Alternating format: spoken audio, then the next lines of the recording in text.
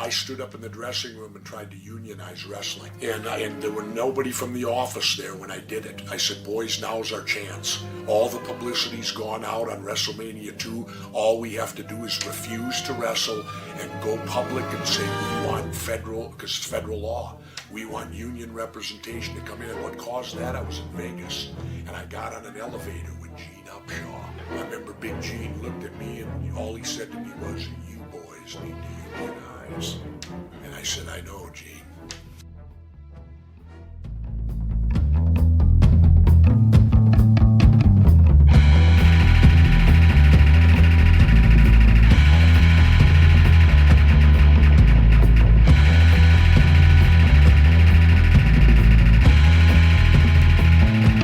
Hello, everyone, and welcome to A People's History of Violence, the podcast where we do deep dives into history's assassinations, affairs, crimes, coups, conspiracies, cover-ups, terrorist trials. And we do a good bit of what they call mock violence, too, the theater of violence. We talk about the bad people who secretly made their own history and the history that made them. And today we have a very special guest to talk about an art form, a sport form, that's very dear to my childhood and frankly present heart.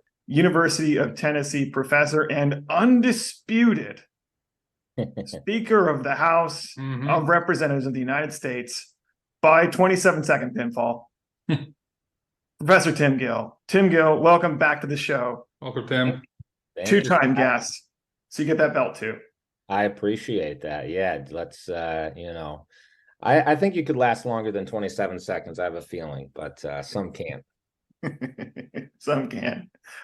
So, Tim, before we start off, you wrote a very interesting article back in end of 2022 called "In the WWE, Wrestlers Say Labor Abuses Are Everywhere" in Jacobin, in which you touched on what's frankly like the real, even with AEW, the real game in town as far as professional wrestling, the world wrestling entertainment. I know, speaking for myself, that I grew up watching pro wrestling in like the Attitude Era and the just pre-Attitude era, where WWF and then WWE was like just dominant. And I feel like it played a big role in my childhood, especially since I grew up in Texas and basically like doing very unsafe wrestling with all of my friends from the trailer parks around. Yeah, I more remember the earlier period. I was never as into it as Isaac was, though now I have watched a fair amount of mixed martial arts competition. I kind of stopped around COVID because I was repelled by the fact they were still doing it during COVID. But I pay attention to some of the news from it, and now UFC and WWE are owned by the same company. So we're both interested in things that relate to the subject matter here. And I feel like you brought in a unique perspective, Tim, where you interviewed people who were inside and recently released wrestlers and so on to find out about what their opinion is of the pretty grinding day in, day out working conditions in that, and also the safety issues of this, like, frankly, like really interesting art form where like the characters that you pay attention to, I watched this video from this Irish guy on this, like he pointed out, they age in real time with you. It's the only one like that. Yeah, there is something about WWE as opposed to, I mean, it's kind of sad with football and baseball that people have basketball. I mean, some people are around for a long time. LeBron James, he graduated the same year in the Cleveland Akron area as I did. But a lot of people are just around for a very short amount of time, and wrestling can have this. I mean, there's still people that show up that are on there that are whether it's the Undertaker or Chris Jericho or somebody, and you're like, I was watching that guy when I was like not even a teenager. The Undertaker is my nephew's favorite. I actually have a friend who played high school basketball against LeBron. Yeah, I'm one of my grad school friends. He was from Ohio, and he played for a local Catholic school, and apparently LeBron just like dunked on everybody. And anyway, not to the point. Yeah, no, I went to a local Catholic school as well, St. Ignatius, and I can't remember if they played or not. Because he went to St. Vincent St. Mary, but he was always around. You would hear about him even since I was like 16 years old. They would show, there was so much attention surrounding him, and they were saying back then, he was going to be the next Michael Jordan, and they would show clips on television as if it were NBA games. And I always, to be perfectly honest, there's always these hometown hero type people. And For sure.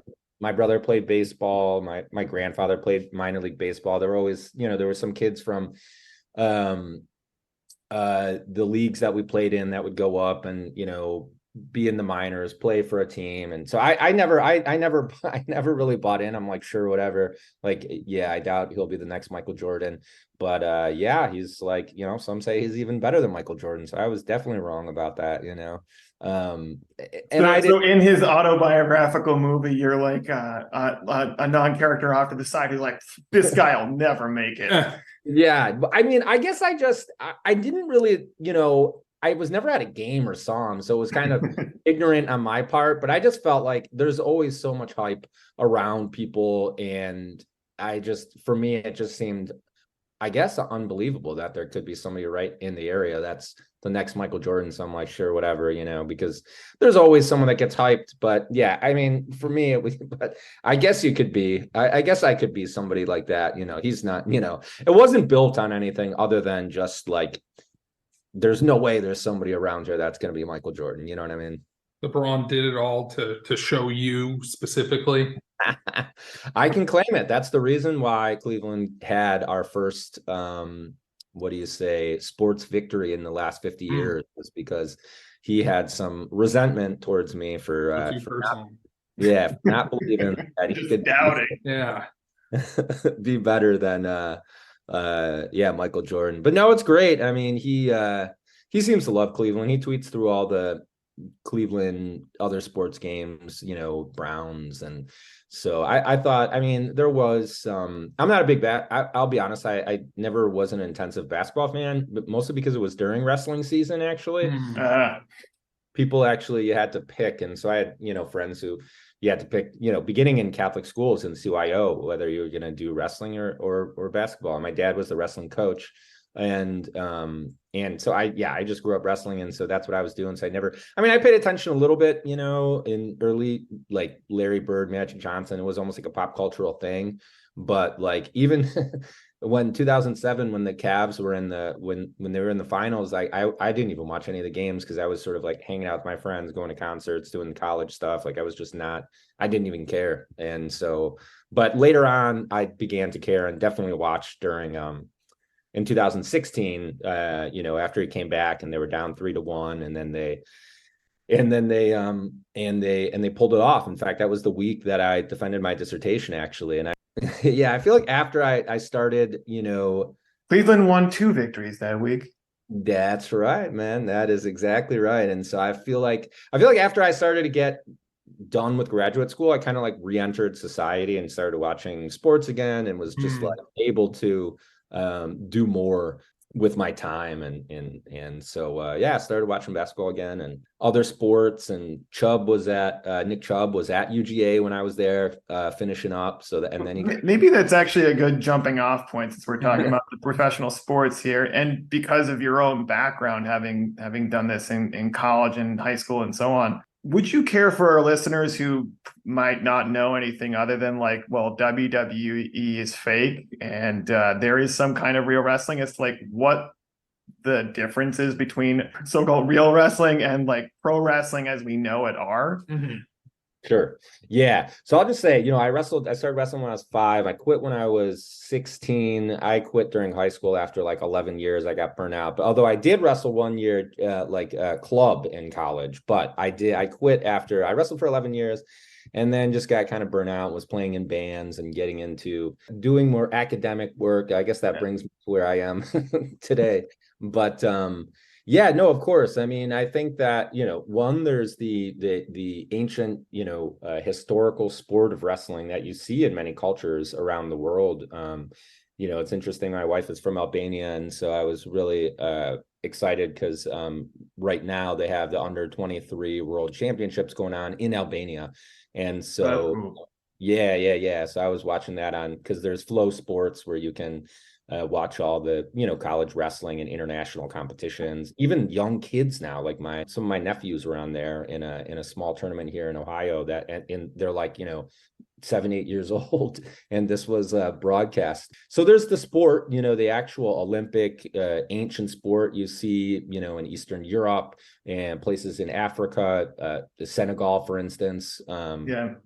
And then in Ireland and England, and you see this and then of course, ancient Rome and all the rest of it. And so this is more of a competition, a standard, an actual competition where the match is not choreographed, and the outcomes are not predetermined, and we don't know who's going to win, and there's all sorts of rules and regulation, and you have a referee who's actually, calling out folks for infractions and what have you, and it's There's not long-standing beefs or storylines with microphones. Yeah, they try to get them. It's funny. They have tried to make they try to make wrestling is, I mean, I'm from Cleveland, Ohio, as we talked about before, and it's very popular in the Midwest and some East Coast like New Jersey, and increasingly so. There's a few schools that participate in D1, like Oregon, and some Cal schools, and but there's always been sort of a crisis around wrestling of trying to make it more watchable, because there are so many like kind of technicalities, even though it is very basic in some ways. It's just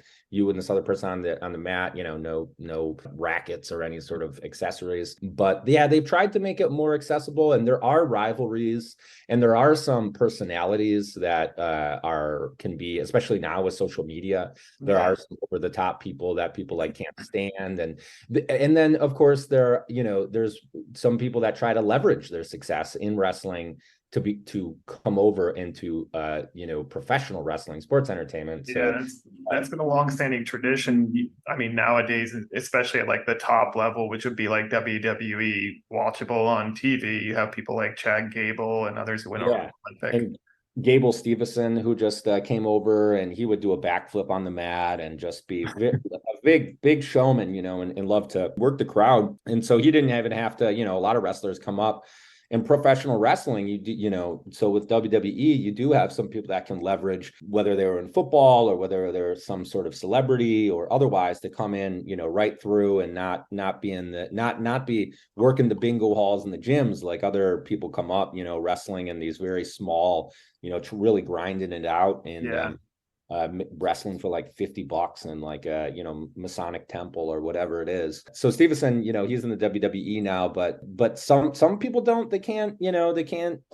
Kurt Angle is an excellent example, that he was a Olympic gold medalist and then was able to leverage that success and become, a huge success in WWE. But some other folks who wrestle in college or football players otherwise, that you do have to have some sort of charisma, and you have to be good on the mic, and you have to have a presence. I mean, one thing you mentioned is that, some folks, they're able to, leverage that success in the celebrity world or sports world, and they come over. And some people, they do well, but you have to have, it's not just the physical prowess. It's not just the athleticism. You also have to be, a good actor and good entertainer, and have some sort of charisma, and some folks just don't, they don't have, they talk about it in WWE, in the wrestling world, they're always talking about the it factor, and I think that's sort of like the charisma, does the individual, maybe they look good, they look great, but they look like they should be in the ring, they're tall, they're strong, all the rest of it, but maybe they can't talk on the mic, maybe they can't, they just can't. It's kind of funny because it's kind of like the roles of, like, say, like a soap opera actor and like a stunt person, like a very serious, like, takes the hit stunt person, are kind of merged. Yeah, that is definitely one way to think of it. You have to be the stunt person and be able to be the lead and have some lines and talk and all the rest of it. Yeah, no, without a doubt. And they teach them both. When they're at NXT at the Performance Center in Florida, that's, they have classes on both of these things. Or if you attend wrestling school, in Knoxville, they have a school. Dr. Tom Pritchard and Kane as well. Have a Kane school from WWE fame. Yeah, that's right. That's right. And who is unfortunately not actually the Undertaker's brother. he's the mayor of Knox County, actually, Glenn He's the Gill. mayor. Good for him. He's the mayor. Yeah, he's the mayor of Knox County. So we have mayors of the county, and so Huh. we have a mayor of Knoxville, but then he's the mayor of the county, and he's an espoused libertarian, and Courts brings a lot of high. His stock was rising for like 4 sentences there. Yeah. Before it went down. Yeah, there are some funny interactions between him and some other wrestlers on Twitter who have taken issue with some things he's said. And I'll just give you one flavor. Like we never Sure. in Knox County, we could never even, there was never even an enforceable. In some ways, it felt like the pandemic never even happened because you couldn't even they wanted a mask mandate, and that if you're going to places, and he ordered the county not to enforce it, and not to have any the police couldn't tell you to put on a mask or anything like this. And so it was, I mean, there was spacing in some restaurants, but it was almost, it really felt like, it was pretty much like it wasn't, there was no actually restrictions or protections. There was no restrictions. They tried to put restrictions on restaurants and bars, but they would stay open. And you would see one getting ticketed here or there. But yeah, otherwise things, they very lax and not on the whole thing. And, calling into question all sorts of stuff and vaccines. And meanwhile, the hospitals were overflown, and I remember not too long ago, my father-in-law was down there, and we had to call an ambulance, and they said it was going to take 3 hours. And so, because he's an older guy, and he ended up I think he had an infection, so he was confused and didn't know where he was, and so we ended up having to carry him out to the car and take him. But the hospitals were still overrun with people that have COVID, and a lot of studies have come out showing that, the states where there's been this denialism and pushback on vaccines, you found a high, in red states, and you found a much higher death rate and all the rest of it. So anyway. It turns out Kane in real life was a much bigger heel, as they say. Yeah. Than Kane, the character. So there you go. Yep. There you go. So getting a little bit back into sort of the background, I know we want to get to the labor stuff, but I understand that professional wrestling, the art form where the matches are predetermined and they are choreographed and the referees are more like kind of comic relief. That kind of, is it true what I've been told that part of its lineage is competitive types of wrestling and other combat sports that existed in traveling carnivals and other things like that, where at first it was people actually fighting, often rules maybe even a little bit similar to MMA or folk style wrestling or various other styles, and they would do things like the proverbial, is there anyone in this town who could take me on? And and then they eventually figured out it's actually safer to choreograph these things rather than actually wailing on each other. And it was better to watch for the crowds. More people wanted to watch that compared, that was a problem in early MMA, was everyone was so enthusiastic. Oh, we're finally going to get, no rules fighting, all the styles against each other, the karate guy against the wrestler guy, and it's going to be like Mortal Kombat, except it turned out it was actually these little Brazilian guys lying on their back and tying people up into knots, and it almost tanked the company at first. But so how much of the development of pro wrestling came from the more standard competitive wrestling?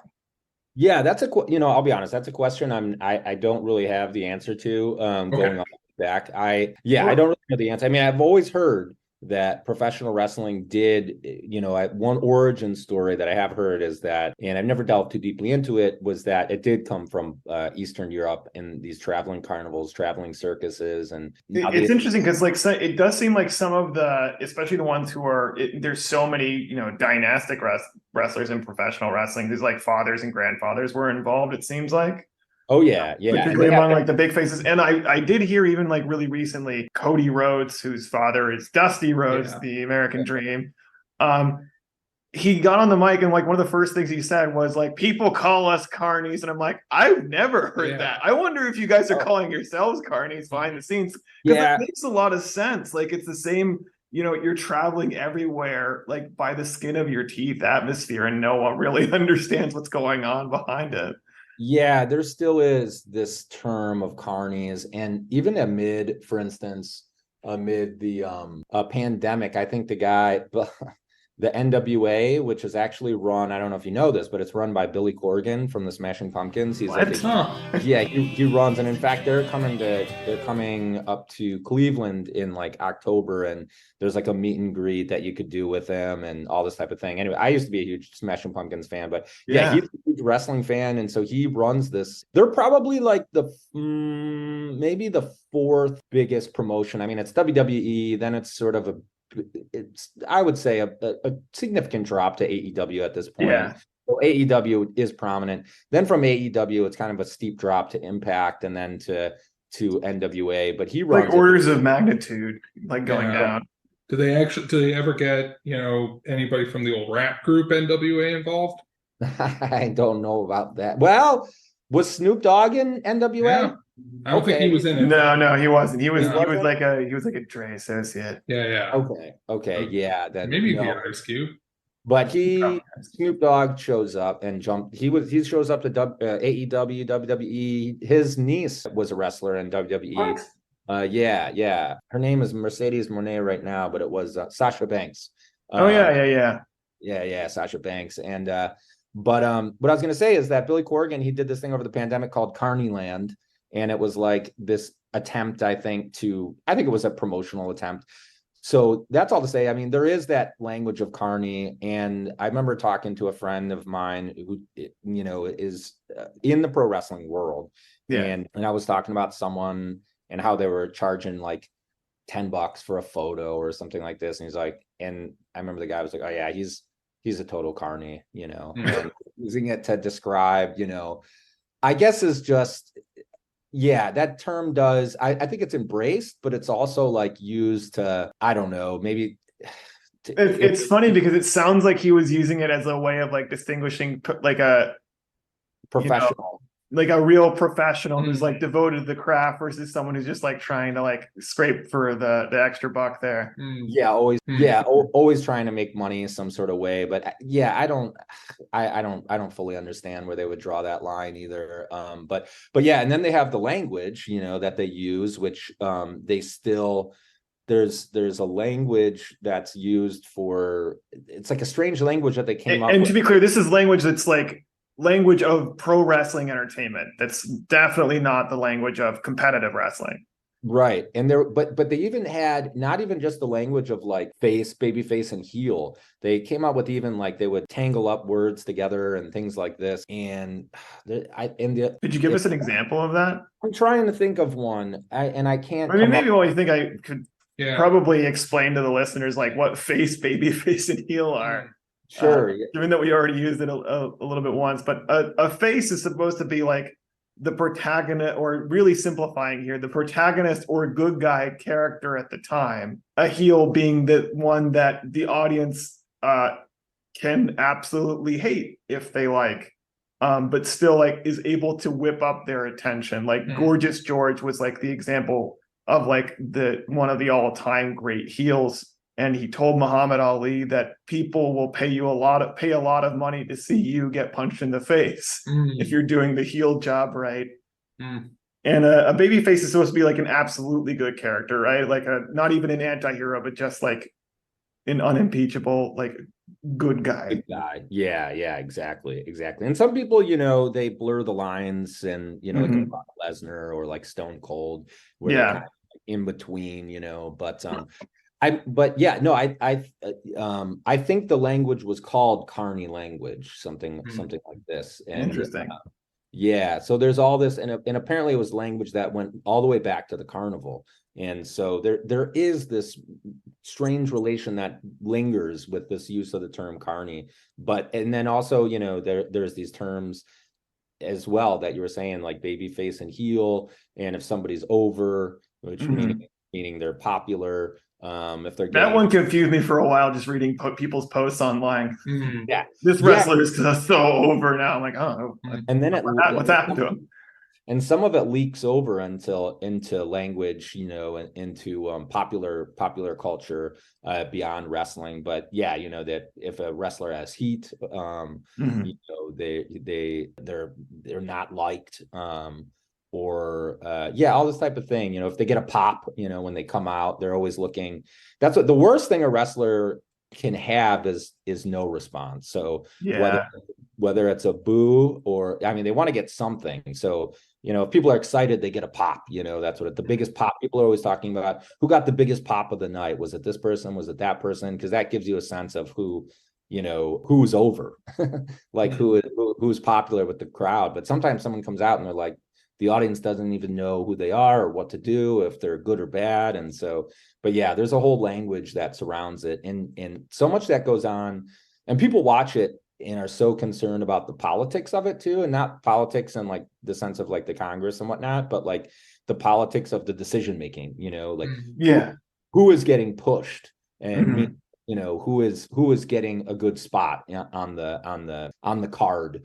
Yeah, I've noticed people get like really, really incensed, and I found like even myself, like, and I think I've been like starting to watch this again, like since maybe a couple months. Like, I'll get really, really incensed if like a wrestler that I like and I think is talented is like getting pushed down card Mhm. in favor of like some schmuck who might have like a connection to the management. Right. They're foisting some sort of entertainment product on you that you don't necessarily want. Yeah.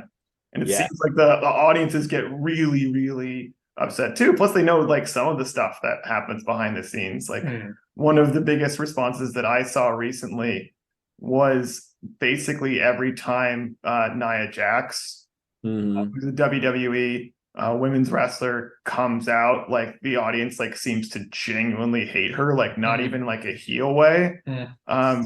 And the commentary is that she allegedly injured other wrestlers and like Mhm. doesn't know how to do the choreography.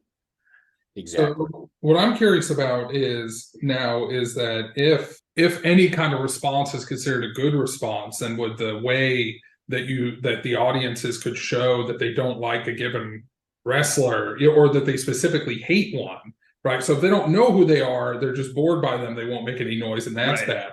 But if they do know who they are and they know they don't like them, do they just stay silent? They Uh, boo. They would They boo, but like you said boos were good.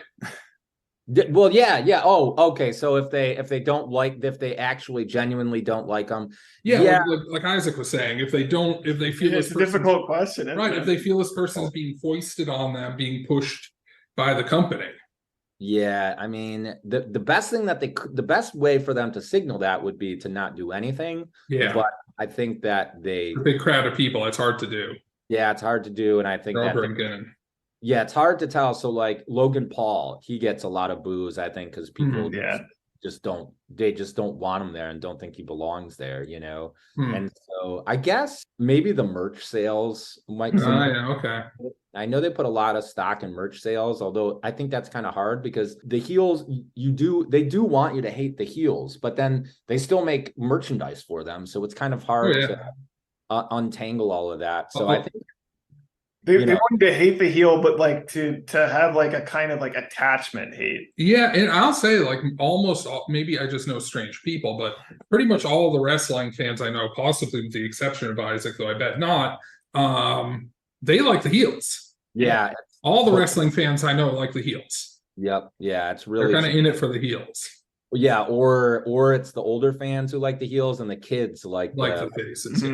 John Cena and Roman Reigns, and it does create a weird dynamic at live shows because I've seen kids like let's go Roman, and then the person like just a few seats away will chant Roman sucks, and it's just like come on, like, shut up, kid. You don't know. Like, it's really messed up dynamic that goes on.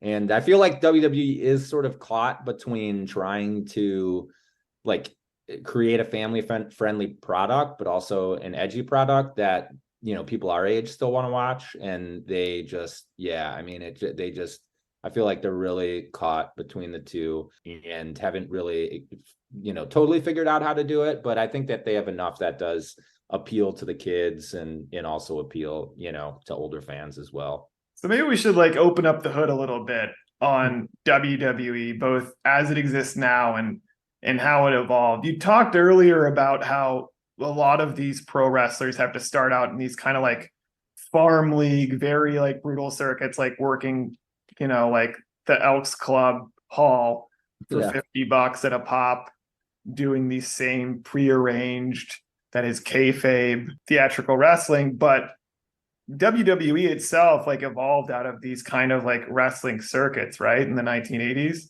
Yeah. There used to be these territories that there would be the AWA was up in the upper Midwest in Minnesota, and you had Vince Sr. who had the WW. That is Vince McMahon Sr. Yeah, Vince McMahon Sr. who was in the Northeast. And then you had, down south, you had various territories, and they, would put on shows in like the Tennessee, Georgia area. Then you had the Texas, as you mentioned, you're from Texas, and you had which they have the movie coming out about of the Von Erichs, and they had their territory down there. I'm really excited to see that. And then, what happened was the McMahons, essentially, long story short, is that they, used all their money to buy up the talent from the other federations. They had a bunch of money, and they basically, they were able to pull even from federations in Canada, to pull from Calgary Stampede, to pull the Harts, Bret Hart. And that's how they got the Harts, Bret Hart and Owen Hart and the whole family. Yeah, and getting getting Kerry Von Erich from Texas, getting Hulk Hogan he was up in the upper Midwest, getting Junkyard Dog, really pulling all the top talent from these territories, because they had money. And they basically essentially monopolized the industry and basically shut down the other territories and put a lot of money, Vince McMahon Sr., Vince McMahon Jr. Some of the other territories were more kind of they weren't as flashy, I guess, as Vince McMahon, the McMahons eventually, the way they went about their business, and they were successful. They started creating, wrestling figures and lunch boxes and a cartoon show, and getting the people in their federation on all sorts of pop cultural Arsenio Hall, and just really turned it into this big mega product that, AWA had a few wrestling figures and they put some things out, but they just, they didn't have this big, larger than life kind of spectacle that, that WWE turned into. And so they were able to, basically, by pulling all those talent from those territories and then linking up and doing some pay-per-views on television and having these big events and bringing in celebrities, Cyndi Lauper, Donald Trump, even. Yeah, who was like a longtime friend of Vince McMahon, right? Yeah. Some people say that Vince is Trump's like only real friend. And, Wow. Is that after that one guy died of COVID and Trump was like, I hope I don't become like him? I don't remember. Yeah, it was like his private confidant. I wouldn't be surprised if Vince McMahon is his only friend. Does that go both ways? Is Trump Vince McMahon's also his only friend? I'm not sure. That's a good question. Vince McMahon, Besides Shawn Michaels. It's so murky, that world of McMahon, and there's supposed to be a good documentary that's coming out, and maybe it does. I'm not sure, but that's one. And I don't know if that's true or not. I think maybe it was in that book recently, The Ringmaster. I read that a few months ago. A journalist did a book on Vince McMahon. A lot of, it'd be good. Yeah. It's good for folks who may not be as familiar with the product and are interested. I mean, there was some new information in there too, and it was well put together about his childhood. And and so that's an interesting thing. So for me, like I knew Vince McMahon as like this, as both he was the CEO, the owner, and also he was a figure in the storyline in the Attitude Era, and it was so much a dominating part of it. And the strange thing is, and this is something my wife pointed out to me actually, because we were watching this like old Attitude Era, like WWE Friday Night SmackDown. You have a very nice wife. Yeah. All right, go ahead. She put it on. Okay, good for her. I promise. Good. And I was like, there seems to be like a lot more like raw anger here, and everyone's talking a lot faster. And she's like, yeah, I think they actually hated each other more. Wow. But the thing is that like Vince McMahon as the boss in there is supposed to be this impossibly evil, villainous boss who puts the wrestlers through the ringer. And the difference with real life is that also, you know, various face wrestlers like beat the shit out of him. Kayfabe beat the shit out of him. Right. And I was wondering, Tim, like it seemed from your piece though, like he was a really just not, you know, boss understates it, but just really like absolutely exploitative owner, both like financially, like labor relations wise, sexually exploiting the talent. Like, Yep. could you tell us some about that? Oh, of course. Yeah. I mean, they were, you know, Vince and his dad, Vince McMahon Sr. and Vince McMahon Jr. were totally against, you know, explicitly against unions, and didn't want any talk of them within the ranks of the workers, who some describe, you know, that Vince and his, you know, that Vince almost looks at the wrestlers like his toys and his playthings, and he kind of lines them up and does what he wants with them, and that's kind of how he looks at them. I mean, he probably looks at them as, you know, business really, and that at the end dollar of the day, signs.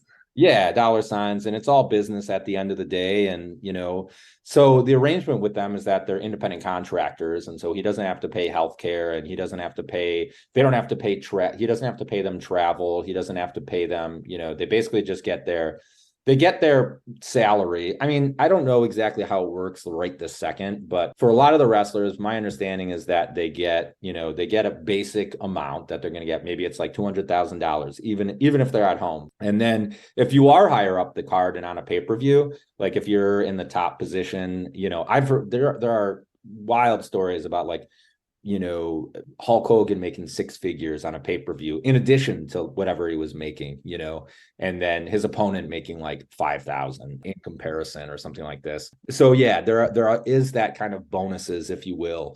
But so you're an independent contractor, but they don't pay for any of the travel, any of your for some of the folks, some of their materials, their hotel rooms. And these guys are traveling like every single night or every single day. Like, yeah, that's the thing. It's like, you know, basically, you know, yeah. So they're traveling like 5 days a week. You know, they'll fly into an area, whatever it is, like Cleveland, Ohio, and then they rent a car, and then they go to, maybe they go down to Columbus and to Cincinnati and over to Pittsburgh or whatever. They do this 5-day thing. You know, that's another thing when I did this article for Jacobin, that some of them were saying that, you know, sometimes they'll have a 7-hour drive, you know, and then you're there and you're wrestling and you're in the back room and you have this 7-hour drive to another city. And, you know, you're supposed to be on the road all night, and then, you know, you have to get. And let me guess, WWE like doesn't actually like provide the transport. No, they charge them for it if they do, or something like that. They don't provide it. You have to do it all on your own. So they're literally like getting in cars and driving. Yeah. So they're getting in cars and driving, and some were saying, you know, that's dangerous for driving at night after the show. You know, they might be there until midnight and then have to drive, you know, 7 hours through the night to their next destination and be there in the morning. Then they'll try to get a little bit of sleep, and that, you know, it's a very uncompromising kind of situation, and that, you know, yeah. So that's one issue. And especially so the shows are like 3 hours. Oh, now. yeah. Yeah. Oh, yeah. And they have to be there before and yeah, and after and all this type of thing. They have to drill like what, at least in broad terms, like what's going to happen during the match so they don't get injured.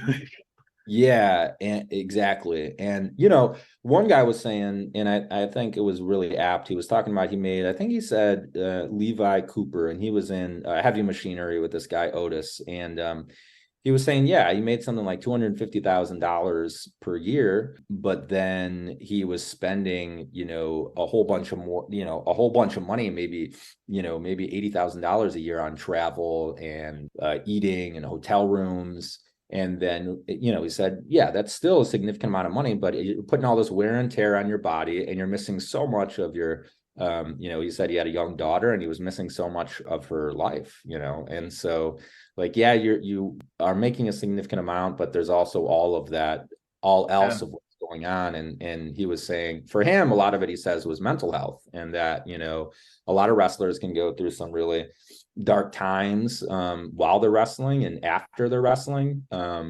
And because a whole number of things can certainly crop up. A lot of wrestlers have had substance abuse, a lot of alcoholism and substance abuse, and that these guys were to stay on the road and to get up and be able to perform. They're taking sleeping pills, and they're taking painkillers, and they're taking whatever caffeine or this and that to try to that they stay up at night. A lot of them, back in the day, were taking steroids to maintain the physique. I mean, it's Right. like there's so much. It was so very conducive, and they've gotten better about it, but still, that you still hear, stories about folks, and especially when they leave WWE, and I think that a lot of complaints are that, they don't really seem to give a shit, once they leave, once Vince uses his toy and does whatever he wants with them, that it's like, all right, see you later,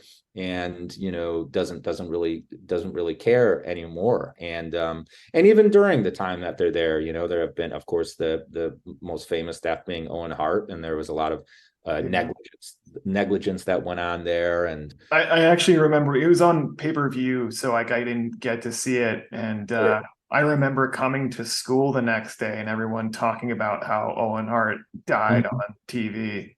Yeah, same. And it was just this incredibly frightening thing, and kind of peeled back something for me, which is, I think, part of the reason that people point out so much that it's fake or it's prearranged or whatever, not a competitive sport, is that it kind of and why that's not countered as much, or even better, admitted on some level, is because then you don't have to care about the fact that it's a highly dangerous way of acting. Right. Things do need to be not choreographed. very well regulated. Yeah. I imagine, or at least not as regulated as the professional sports, in terms of health inspections and safety stuff, I imagine. Yeah.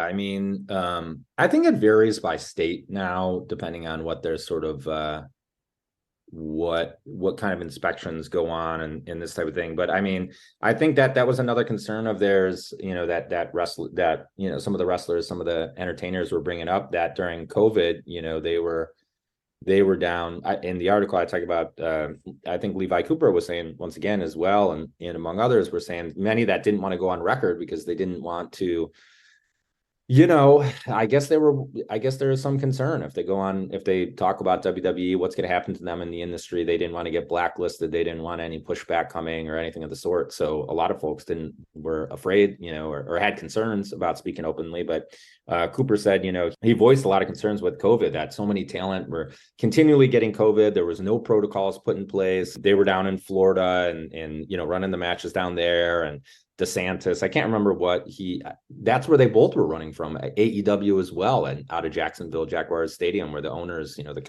Tony Khan, has the team there. And so I think that there are continually these issues about health and safety. I mean, from driving all night to, COVID protocols to, taking care of them after they're out of WWE. I think, there's just a lot of concern about, the fact that Vince really wants to make money, and no matter what, that, he's going to make it even during COVID, trying to find a way to have the show go on. It was like everything stood still at that time, and that's what one of the guys was saying. He was like, Vince decided that the show was still going to go on. And he said, I remember going to the airport in Georgia and having to take the plane down to Florida, and it was like no one was there but us. It was empty, at the Atlanta airport, but Vince still found a way to keep this product churning out while people are literally dying, you know what I mean, and filling up the hospitals. And that's the thing, is that's real power. They are they were under his control, and they are under the company's control, absolute whim. Oh yeah, you're afraid of getting a disease, well, you take a hike, you're an independent contract. But it's precisely the thing that shows that they're not even remotely independent at all. Yeah, exactly. I mean, that's the thing, is they can't wrestle. They're independent contractors, yes, but they can't wrestle for other any other federation, and there's often non-compete clauses where they can't wrestle after they leave the company for 30 or 90 days. So it's really that the idea of them being independent is really far-fetched. But yeah, I mean, the other thing is that there have been a couple discussions of unionization. The big effort was in the 80s with Jesse Ventura and Body. Jesse the Body. I'm definitely cutting in a Jesse Ventura clip, probably from Predator. Payback time. But go on. Excellent. Yeah, and so he had talked to some folks in the NFL, and there was some other talent that were on board. Jim Brunzel, I talked to for the article as well. He was in the Killer Bees, and he was on board with Jesse Ventura. But they were told before, they're probably going to have to get, top talent to support. And in this instance, that would have been Hulk Hogan. And, as the story goes, Hogan went and ratted out Ventura to Vince.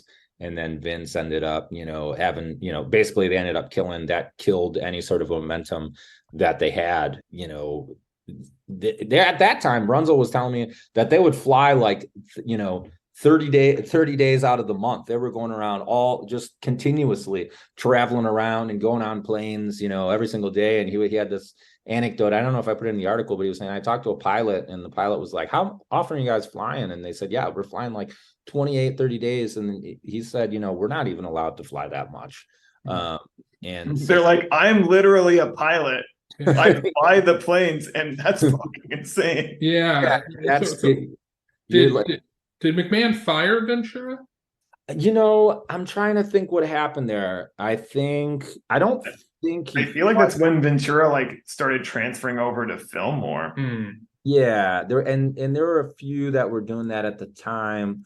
I think that Vince gave them a 2-week break or something like this to try to, the wrestlers themselves at that particular point in time. I think that they gave them a 2-year break to try, or I mean, I'm not 2-week break to try to calm the situation down, but he still had Ventura later doing commentary for a long time. But right there, I'm not sure if he fired him. I mean, he was still a big part of the promotion, and I don't think he fired Brunzel.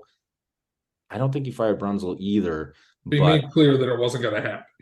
Yeah. So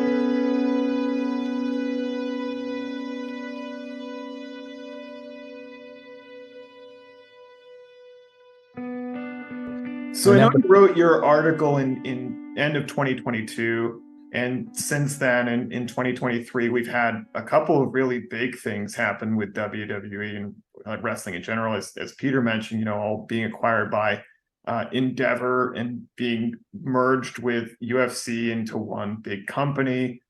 And also, the thing that kind of prompted me to reach back out to you, talk on this, which is the death of Bray Wyatt at 37 years old. I mean, that really shocked me. That's how old I am, listeners. And him just passing away, kind of the deaths that they give for elderly people, where it's just well, his heart stopped. That really, really shocked me. And for those who don't know, Bray Wyatt had an incredible and really beloved character. Two characters really that are still supposed to be in the same person. He had a split personality, one of which was more like Mr. Rogers and had its own show with sock puppets, and the other one of which was this kind of demonic mocking force. And I was wondering if you wanted to speak on it as far as how things have developed recently? Is there still as much sentiment among the wrestlers that they want a union? I think, yeah, I think the sense that I got from everyone that I talked to was that both on and off the record, that a union would be a good thing. But I think that a lot of them would talk about that they need the support of somebody that has the respect of everybody in the locker room, and who is, a quote, the term they often use is a locker room leader, Mhm. and would need the support of somebody. It's sort of like a catch-22 in a way, because or something of that sort, where they feel that they need to get the support of somebody like a Hulk Hogan, not him, but like somebody that is that big. So like a Roman Reigns or an Undertaker, Or like a Seth Rollins, or yeah, somebody like that, but then I guess that they're thinking, and this was the situation, this is how it's explained, how Brunzel explained it to me about Hogan and others, is that those folks are the ones who are making all the money, and so that's the interesting thing. Are they getting like a pre-agreed sum? Or are they getting like a cut of the take from like pay-per-view or streaming revenue? they would be getting, so like if they're headlining the pay-per-view, they're going to be getting a bunch more money. So they're going to be getting like commission, if you will. So they might have their baseline that they're making, like, a lot of them are already making a lot more money than some others to begin with. So like some of the lower card, people in NXT or otherwise, maybe they're making 200,000, but then your high ranking Rollins, Roman, those guys are probably making, I would think, probably six figures a year. Or I'm sorry, not six figures, seven figures. Seven figures a year. I'm thinking about my own life. What a big number. No, seven figures. And then on top of that, they're making the money on the pay-per-views. So like they might be getting, a conservative number, maybe $25,000 extra if they're headlining the pay-per-view. Something like that, or doing some other sort of event, and then they're getting the merch cuts. And I think the idea, the sort of idea was that Hogan knew he was making all this money, and that was the thing, is that a lot of the other wrestlers knew that there was so much money that was coming in, and then they weren't getting a lot of it. Vince was, and some of the top wrestlers, and so but I guess the thinking is like, why would Hogan want a union when that would potentially cut into his earnings? Or why would someone like a Roman Reigns or Undertaker want a union if that's going to compromise their earnings? And it also seems like at the company, after it kind of seems to have passed, it seems like this was happening for a long time, to Stephanie McMahon, his daughter, that there was this kind of pathway for like the really hardcore company men like Shawn Michaels or Triple H to make this transition towards basically just going over to the exploiter side and running the wrestlers themselves. Yeah. Vince's position right now in the company, it's just, you never really know what is going on with them. He was gone, and then people were like, well, this is his whole life. What the heck is he going to do? So then sure enough, he came back. And then it was announced there was going to be another investigation into what was going on with this company. I think maybe like an FBI investigation of the hush money. Yeah. There was some, NDA, non-disclosure agreements with some folks, and that, there was allegations of sexual harassment, and I can't remember all the details, but it was a former employee, I think, in that instance, that the surreal thing about it for me is like he literally had an on-screen kayfabe storyline where he is an exploitative sexual harasser boss, right, who, and that's with Trish Stratus, and also that he like has his wife like confined to an insane asylum. I feel like it's as if Harvey Weinstein insisted on being put in the movies, like whoever made as like a disgusting piece of shit.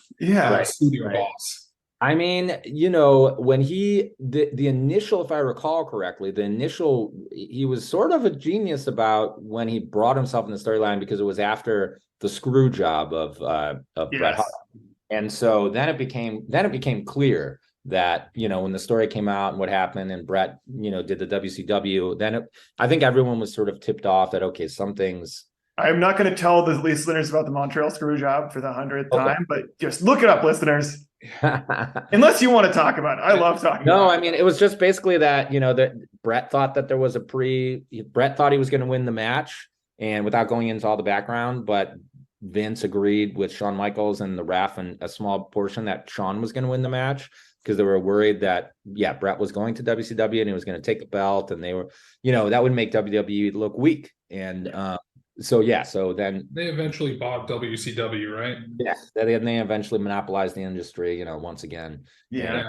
And ECW, but that's when he brought himself into the storyline as this, corporate, this corporate bad actor who, wanted to boss everybody around and put the belt on himself. And then, Stone Cold and some of these guys were like the everyman who, was like the sort of, I guess it was supposed to be like the working class, resentment towards the boss, and so that was kind of genius. I mean, they were still running with it even until recent years.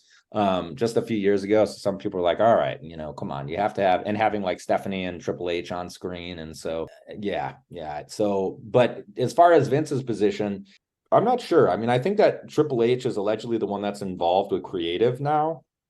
And they had, before Vince left, he had a bunch of characters where, a lot of people think that, so again, Creative is the writing department, right? Creative's the writing department, the ones that are choosing the storylines and what's going on and the characters. Mm-hmm. So people do think that Vince in some ways was quite a genius in the business sense of some of the decisions that he made involving Stone Cold and The Rock, and the way he was able to go to the Attitude Era and basically evolve the company. But in more recent years, they feel like he's kind of like lost touch. And I think that's very prominent with the way he didn't like the character of LA Knight, who was in NXT, kind of like the minor leagues, if you will, of WWE. Yeah. And so, and so this character was like wildly popular in NXT, and people are like, this guy's going to be like huge, and so then he comes up to the main roster, and Vince changes his name and has him not even wrestling, and everyone was like, what the hell is going on? And then when Vince left, Triple H switched him back to LA Knight, and he's like the most popular dude right now. Yeah, he's insanely popular right now. So Vince McMahon was willing to leave money on the table if he happened to not like someone. Presumably they could have made more money if they had moved LA Knight up sooner, but for whatever reason, Vince McMahon didn't do it. Yeah, I think a lot of people attribute it to him just not understanding, not understanding what would sell and what would not, and just having lost touch. I mean, that's what people say. I mean, maybe some folks attribute it to him aging, and maybe there's just him slowing down. I mean, he's in his 70s, and maybe he's just not as connected to like pop culture and just, what would make sense.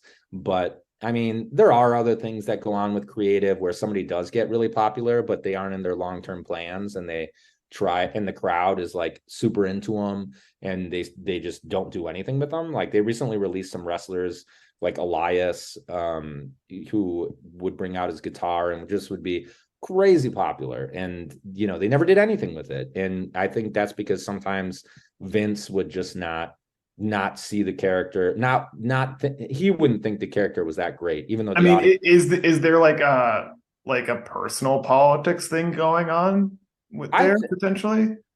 With some of the people, like just like they don't like him on like a personal level, so like who cares if you're popular? Yeah, I mean, sure, some of that I think goes on, and people were alleging that with LA Knight, that there was some, that he had a history of rubbing people the wrong way backstage or something like this, I was reading. And so maybe if you're not like I don't know, as compliant as some others and a yes man, then maybe they will. Right. They won't push you. And so, and there's some things, with Roman Reigns, who's had the belt for like Yeah. over 3 years now. Vince McMahon was pushing him and pushing him and pushing him, and the audience was just booing the hell out of Roman because they felt like this guy, who is this legacy wrestler and didn't have to go wrestling in the bingo halls or anything like this, comes from a family connected to The Rock. And basically I feel like something like 10% of the population of American Samoa is like all involved in this wrestling family. I know. I want to like go and I wonder I don't know if there's any sort of wrestling stuff over there, but I'm always like, oh, it'd be cool to go over there. I want to like go to this place where that has all this pro wrestling history. Yeah, because right now in WWE you have from the same family, and it's like it's been part of the storyline for a long time, right? Yeah. The storyline. So you have like The Rock, Roman Reigns, Jey Uso, Jimmy Uso, all in that family. Solo Sikoa, Nia Jax. It must be so strange to have your life, and probably also kind of cool, defined by these fictional, but also kind of real, because they do define your life. Yeah. And you are going out there fighting these and it is your real family, these bloodline like rivalries and stuff. Like nobody has that in life really, outside of like I don't know, like the Saudi royals or something. Sure. Yeah, no, I mean, and some people, there's a phrase, don't live the gimmick, because that can kill you, so like some people talk about a guy, Brian Pillman, who was Wildman Brian Pillman, and then it almost seemed like, I mean, the narrative of his life, and his son just debuted in WWE yesterday, but that he was, he started living the gimmick, and being this crazy man outside of the ring, and he ended up getting in these accidents, and he ended up dying. And so, the lines, I mean, and they call it the reality era now, where the lines are kind of very blurred, and you never know, like sometimes something will come up on Twitter and people are arguing, or you just never really, sometimes you never really know what's real and what's not, which is kind of cool. And but they will bring in stuff from their personal lives. And you bring up something really bizarre that's come up a little bit, I've noticed lately, is that and this isn't new, like saying like wrestlers having kayfabe injuries that take them out for a while. But I've noticed lately there's like posts on Twitter like of the injuries from the personal Twitter accounts or Instagram accounts of the wrestlers. Oh yeah. Saying like, I'm out for a while, I'm injured. Like from Becky Lynch, or Rhea Ripley was like recently in a match like a month ago with Nia Jax, where she got suddenly injured and she was posting about it. It's very strange, because especially with that one, because it's like, wait, no, Nia Jax really did injure people. Like, are you injured or not? Right. And sometimes they do things where they like, you are supposed to put up the X with your hand if you're injured, and some people have been legitimately injured. You see it every so often. Someone will be legit hurt and have to be taken out, like Big E, who had the belt. He was almost paralyzed, and he's been out since then. I think that was like a year ago. I don't even know if he's going to be able to. I'm not sure if he was ever cleared, or if he's going to wrestle again, or what. But then sometimes the medical personnel will come out and attend to someone, but it's part of the choreographed, effort of what's going on. So sometimes you don't really know what's happening. But you're right. They do a lot of publicizing. Like Becky Lynch, I think, got a bunch of stitches the other night and would put that out there. So given that this is the reality era, and not to interrupt you, Tim, if there was a unionization effort, do you think it would become part of the storyline? Right. I was just thinking that it's hard enough to organize when people more or less have an idea of what's consensus reality and what's not. But if it's part of your job to conflate the two. I guess do we have a kayfabe National Labor Relations Board guy come in and be like, Mr. McMahon, you're out of here. I'm sanctioning you for $50 million. I've got all the cards here. Majority of the unit. This election is happening. Then gets beaten up by Roman Reigns. Yeah, I don't know. I mean, if they did have a union, they could try to spin it as like, yeah, no, we're actual wrestlers. We're legit. We need a union because we're getting so hurt, banged up in here, trying to defeat one another, and this sort of a thing.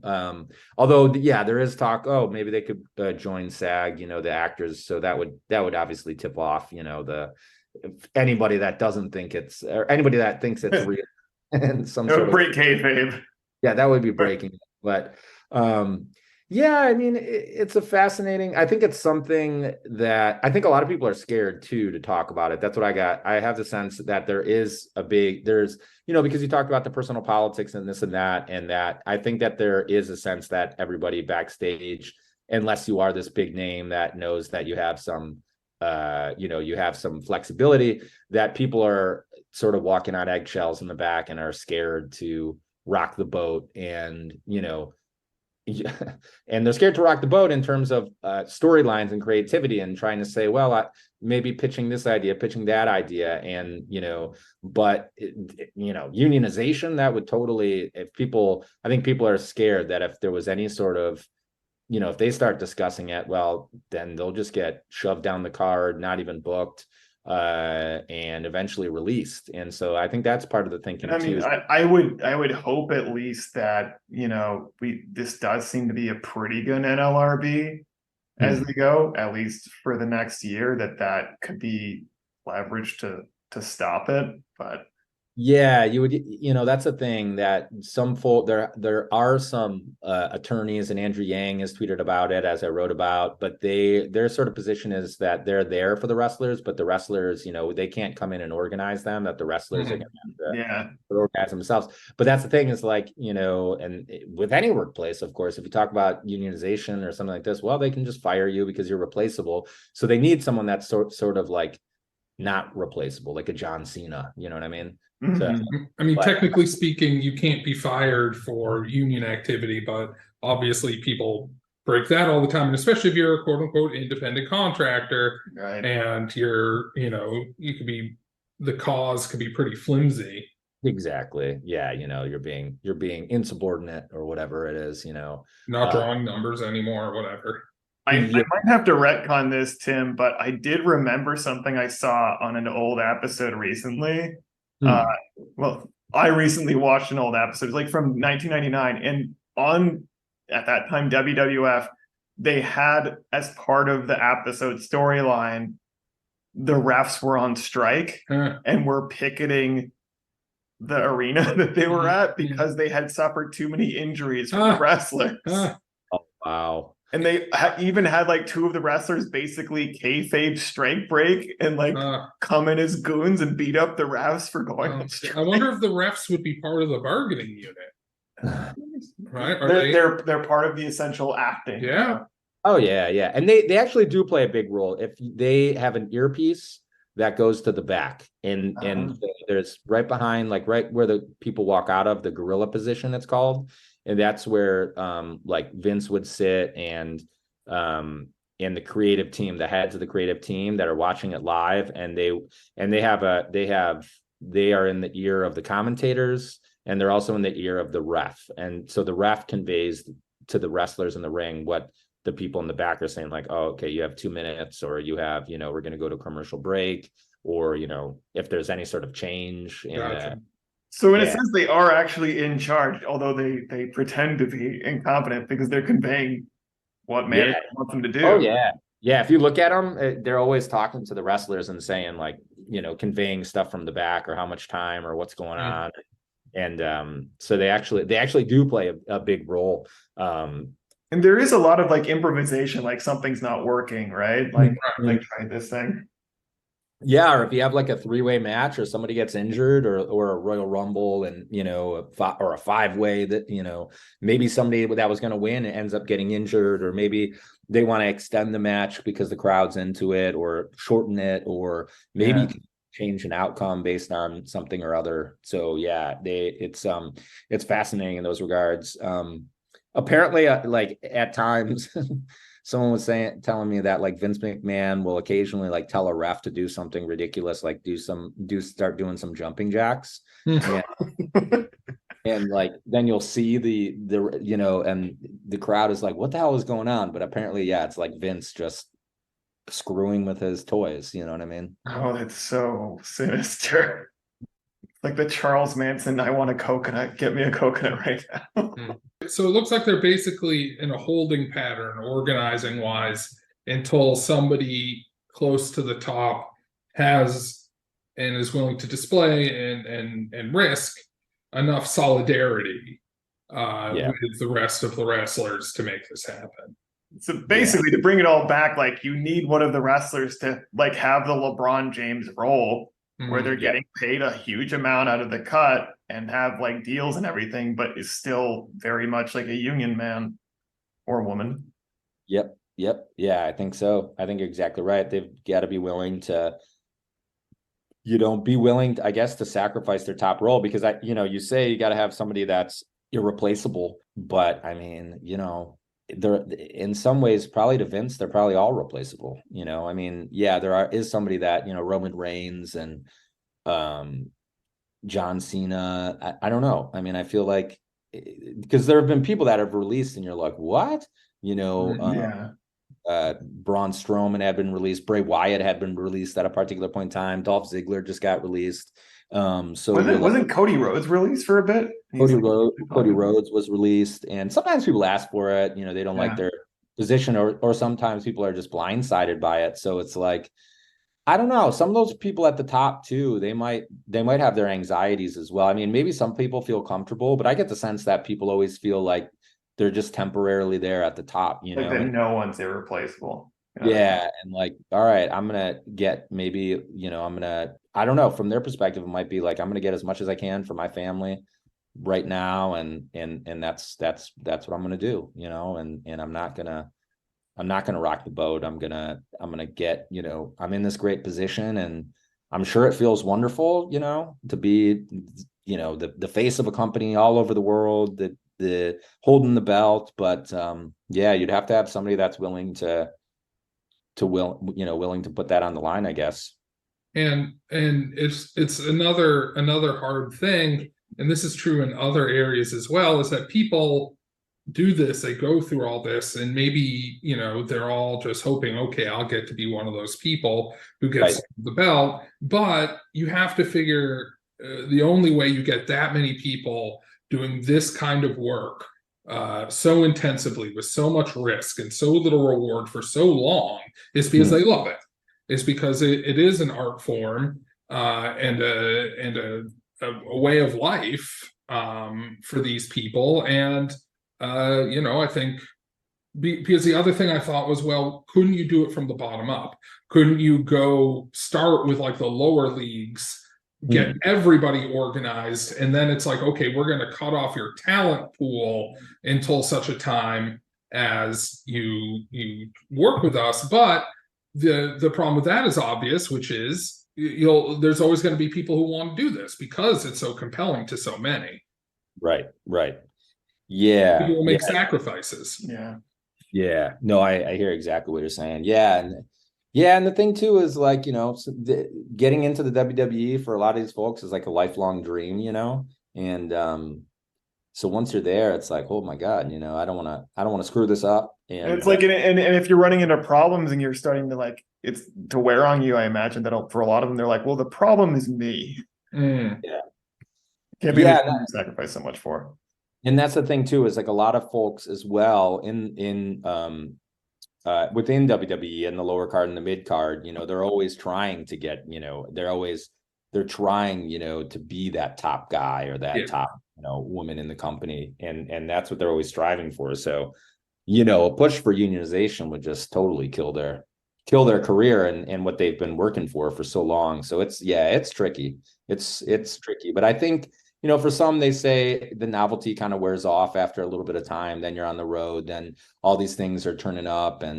But then again, people are a little bit afraid to talk to one another about it. What if somebody rats them out? Like what happened with Ventura? And so I guess I had one more thing, like they do frequently in WWE, and that's the promotion of the next pay-per-view event going forward.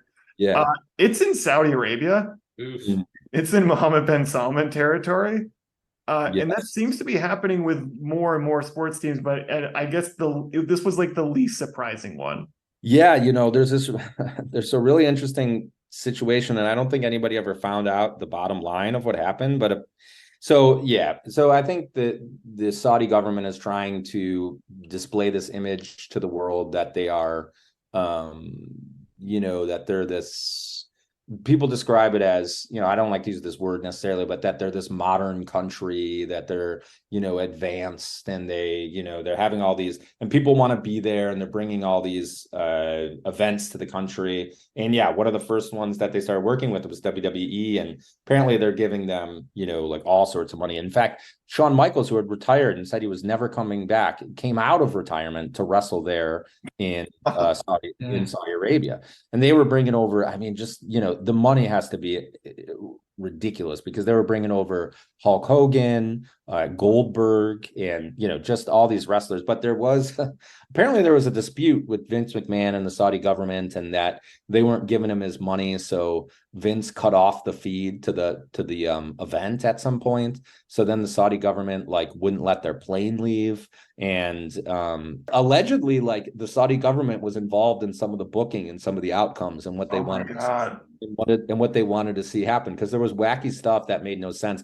I think a lot of the fans, they look at the Saudi Arabian events as sort of off on another planet, and that's not because that's not to say because they're geographically, because there's been events in London and one was just announced in Germany, but it's just that everything is the booking and the fact that the Saudi government is involved. It's none of it makes sense. And it's just what they want to see. So they would trot out a Saudi wrestler who was never out, and have him be this hero and win this match. And anyway, they although it's fascinating how it evolved. Initially they wouldn't allow any women to wrestle, and then accidentally, I guess, they were showing promos of events coming up, and they had the women wrestling on the screen, and I guess the Saudi government got upset with Vince about that. But then they did allow women to wrestle, but they had to be fully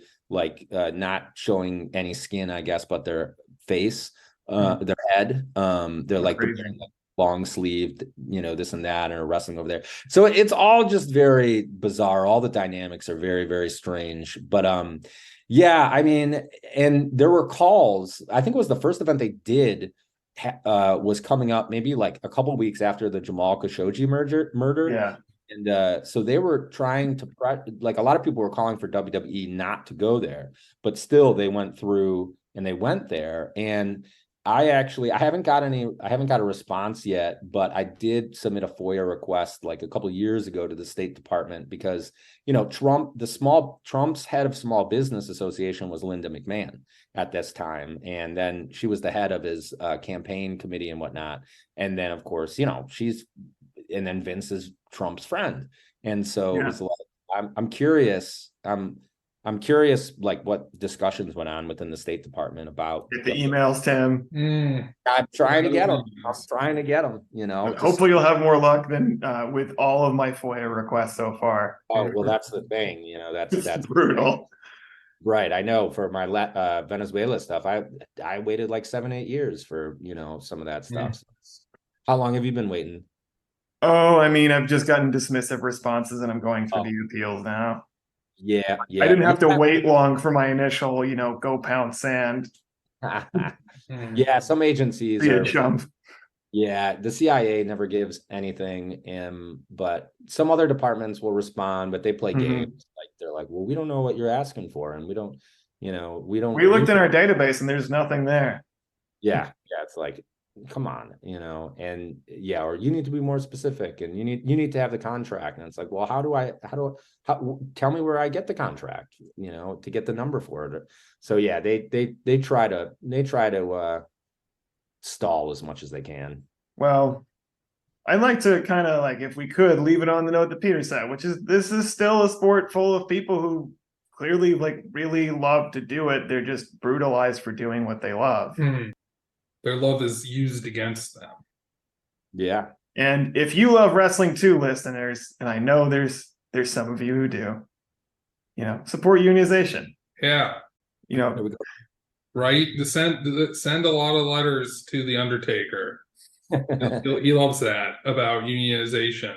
as I understand, he's currently like retired, air quotes, and like doing a speaking tour Oh, for his book. about unionization? I don't know about a book. Is it a book about unionization? Yeah, it's a book about him being the Undertaker. Oh, I see. I think. That makes more sense. There's a Q&A. You gotta bombard him with unionization questions. Why do I keep getting asked about unionization over and over? Yeah, I'd be pretty scared to bother that guy. Calloway? He's actually legendarily like one of the nicest Well, people a very around. nice guy, yeah, but he's still just extremely large, Yeah, that's true. powerful. That's true. That's not saying that. It's two relatively big people. Yeah. His brother Kane is too. I've run into him a few times in Knoxville. I challenged him to a debate actually, and he agreed. Oh, Nice. Wait, did you debate him? I have not, but I did. I challenged him on libertarianism versus socialism, and he said, let's do it. But things have just gotten at that point. He's just, I'll just say he's just tweeted out some really kind of nasty things that I'm just like, I don't even know if I would want to do that. So you are not right now calling out Kane to debate you libertarianism versus socialism at Crown Jewel. Or our next People's History of Violence pay-per-view event on Peacock. There we go. I kind of found it, when I first moved to Knoxville, kind of funny, and we bumped into him a few times. Like he was reading a book at my son's daycare one morning, and my wife was wearing a WrestleMania shirt, and then we bumped into him at a brewery, and then at the brewery I talked to him, for a while, and really nice, but he's just in recent years he's tweeted like positive things about Putin and like some stuff about COVID and some other things that I'm just like, all right, he's gone off one. Yeah, like I don't even want to be associated with you. So if you want the title match, Kane, you have to do better. Yeah, and correct your statements. That's right. Mm-hmm. Then we can do it. Maybe. Tim, I want to thank you again for coming on. Two-time People's History of Violence guest. That's right. All-time great guest. Yep. Really appreciate it. And to our listeners, of course, look us up and subscribe to us on Patreon. We love you. Yeah. And hope you enjoyed the show. All right.